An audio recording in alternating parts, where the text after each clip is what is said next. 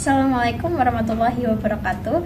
Kami dari kelompok 7 akan mempresentasikan hasil diskusi kami tentang operational amplifier. Sebelumnya, perkenalkan saya Salsa Amelia Septiana, NRP 222360022 dan rekan saya. Perkenalkan, nama saya Hugo Purita dengan NRP 222360021. Perkenalkan, saya Sultan Syarif Rafi'i, NRP 222360020. Halo, aku Salsa. Jadi di sini kita akan menjelaskan tentang op-amp. Kemudian apa aja sih yang bakal kita pelajari di sini? Jadi ada 2 poin. Yang pertama adalah dasar op-amp dan yang kedua adalah aplikasi op-amp. Untuk yang akan saya jelaskan adalah dasar dari op-amp. Oke, jadi sebelum itu kita harus tahu sih apa itu op-amp. Jadi op-amp adalah elemen rangkaian aktif untuk operasi matematika seperti penambahan, pengurangan, perkalian, pembagian, diferensiator, dan integrator. Kemudian untuk deskripsi dari op-amp sendiri itu kita ada 2 deskripsi ya. Yang pertama itu op-amp secara rangkaian dan op-amp secara bentuknya kayak gimana hasilnya. Jadi untuk rangkaian sendiri itu terdiri dari 8 kaki yang terdiri atas offset 0, kemudian input negatif yang disebut dengan inverting, kemudian input positif yang disebut dengan non-inverting, kemudian ada V-min, offset 0, output, V plus, dan NC. Oke, kemudian kita ada perbandingan sih antara op-amp ideal dan op-amp praktek. Jadi di sini ada beberapa poin yang mana dari 2 hal tersebut bisa kita bandingkan. Untuk yang pertama itu ada perbandingan di voltage gain-nya.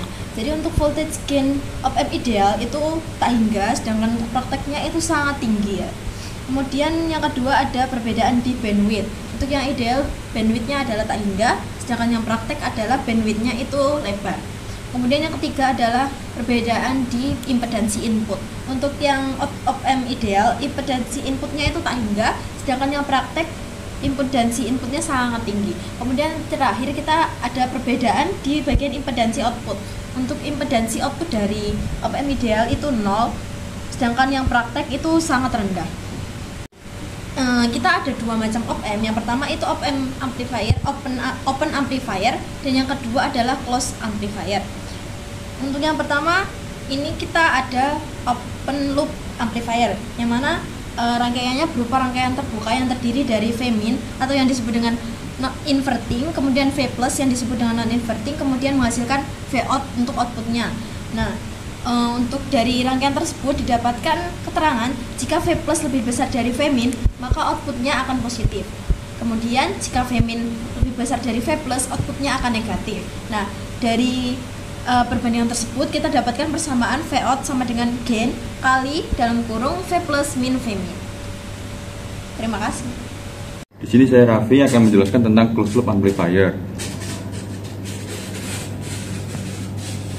Pada konfigurasi ini, tegangan input yakni V-in akan dimasukkan ke terminal non-inverting yang positif. Setelah itu, untuk terminal yang negatif akan dihubungkan melalui ground melalui jalur umpan balik yang melibatkan 2 resistor sebagai berikut, yakni R1 dan RF. Selanjutnya untuk rumusnya yakni AV sama dengan V-out per V-in, kemudian menghasilkan RG plus RF dibagi RG, kemudian hasilnya yakni 1 ditambah RF per RG. Kita menjelaskan tentang inverting amplifier.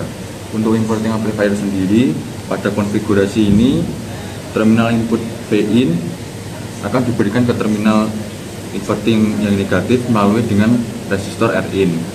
Dan selanjutnya untuk terminal non-inverting yang positif akan dihubungkan melalui ground.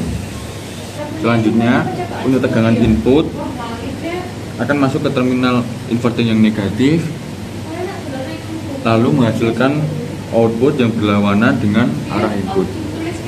Kemudian untuk rumusnya di sini AV sama dengan min RF dibagi dengan RG. Di sini saya akan menjelaskan tentang differential amplifier. Untuk differential amplifier sendiri, pada konfigurasi ini op-amp yang memiliki 2 tegangan input akan masuk ke dalam 2 terminal sebelah kanan ini. Kemudian output yang dihasilkan berdasarkan selisih antara kedua input tersebut. Rumus ini di sini menunjukkan tegangan inverting nilainya sama dengan tegangan non inverting. Selanjutnya untuk perolehan output untuk different amplifier. Di sini terdapat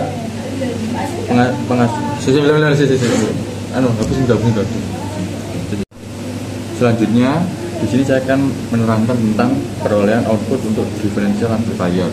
Pertama-tama asumsikan V2 sama dengan 0, kemudian dari sini akan menghasilkan rumus yakni V01 sama dengan negatif V1 dikali dengan R3 dibagi R1. Kemudian asumsikan V1 sama dengan 0, yakni VB sama dengan V2 dikali R4 dibagi dengan R2 ditambah R4.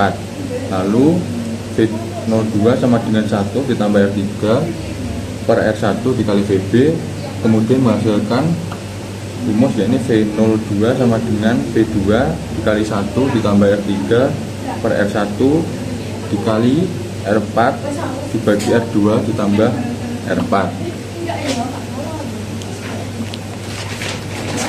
Maka outputnya adalah Vout sama dengan V01 ditambah V02. Di sini saya juga akan menjelaskan tentang pengaplikasian dari op-amp. Yang pertama yaitu ada penguat pada mikrofon di sistem intercom. Jadi untuk di mikrofon ini op-amp itu digunakan untuk memperkuat sinyal suara yang sangat lemah dari mikrofon. Maksudnya, jadi ketika seorang bicara ke mikrofon, sinyal suara itu akan diubah menjadi sinyal listrik yang lemah, lalu akan diperkuat oleh op-amp sehingga sinyal dapat didistribusikan ke speaker di bagian receiver dengan jelas. Lalu untuk pengaplikasian yang kedua ada pengendalian suhu dalam termostat digital. Jadi dalam termostat ini op-amp itu digunakan sebagai pembanding untuk mendeteksi perbedaan suhu antara suhu ruangan dan suhu yang diatur. Maksudnya gimana?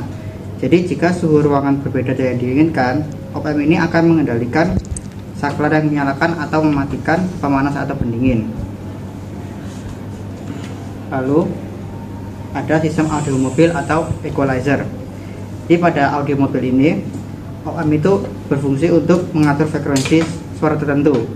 Maksudnya, jadi dengan mengatur filter menggunakan op-amp, kita sebagai pengguna dapat menyesuaikan kualitas suara yang sesuai keinginan.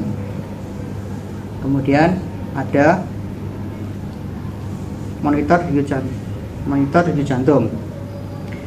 Di monitor ini op-amp itu digunakan untuk memperkuat sinyal listrik yang lemah dari jantung. Maksudnya gimana? Jadi sinyal listrik yang lemah dari jantung ini kemudian akan diolah dan ditampilkan dalam bentuk detak jantung pada monitor. Lalu kemudian ada timbangan digital. Timbangan digital itu menggunakan sensor berat yang akan menghasilkan sinyal kecil saat ada beban.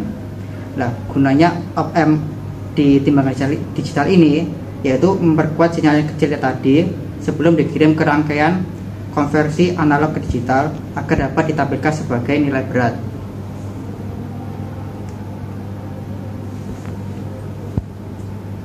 Lalu kemudian ada alat pendeteksi kebocoran gas. Kegunaan op-amp dalam alat ini yaitu untuk memperkuat sinyal dari sensor gas. Maksudnya gimana? Ketika konsentrasi gas melebihi ambang batas tertentu, op-amp ini akan berfungsi sebagai komparator yang memberikan alarm atau indikator untuk memberikan peringatan untuk adanya kebocoran gas sehingga penghuni dapat mengambil tindakan pencegahan. Lalu kemudian ada power supply atau stabilisator tegangan. Jadi pada power supply ini op-amp itu digunakan untuk menjaga tegangan output agar tetap stabil. Maksudnya gimana? Jika ada perubahan pada tegangan input atau pada beban, op-amp ini akan secara otomatis menyesuaikan tegangan output agar tetap pada level yang diinginkan. Sekian dari presentasi kami. Mohon maaf apabila ada kesalahan kata. Wassalamualaikum warahmatullahi wabarakatuh.